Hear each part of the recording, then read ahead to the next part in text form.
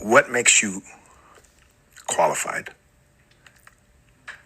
to have a discussion, to be a voice where men are talking about, it's called Man Enough? The same thing that makes you the most qualified to have a conversation about whiteness.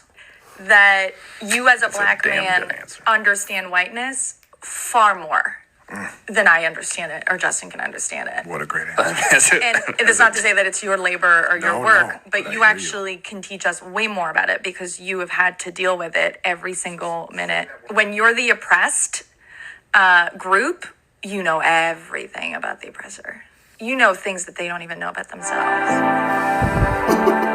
Shout out to Liz for dropping that phenomenal, gut-wrenching intersectional analysis about power, privilege, and oppression. She said when you're the oppressed group, you know everything about the oppressor, even things the oppressor don't know about themselves. Whew.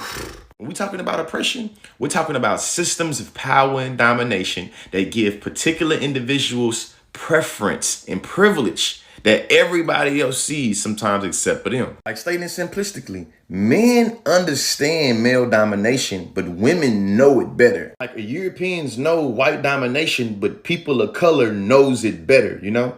And the statement that oppressed peoples know the oppressor better than the oppressor knows, it's not because of luxury or leisure, it's out of survival. And when she acknowledged, as a black man, you understand whiteness far ways more than I will understand it. As a white woman, she was recognizing that intersectional oppressor position. Kind of reminds me of this video I made that pissed off a lot of my fellow black men. Shall we watch it? I'm definitely gonna get a lot of hate for this, but can we talk about how men of color and white women are kind of the same? The fact that so many of y'all keep on tagging me in this damn video as if I disagree, to me it speaks volumes, right? All she's saying is that white men and black men are oppressors. That's simple. And it's obvious a lot of y'all don't know this, but this entire parts of the library that's dedicated to this oppressor-ass position called intersectionality.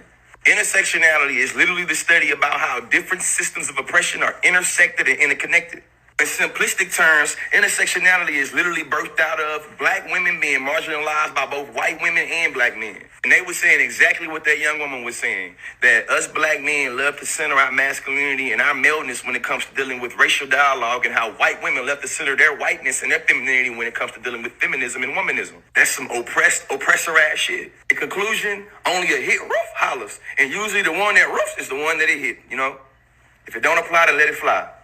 Perhaps this might not be obvious to everybody, but you recognize how black women being almost under everybody has the best vantage point in terms of the pedagogy of the oppressed, or being able to have survival skills, the trauma response to make sure they don't get messed up by somebody that's having a bad day.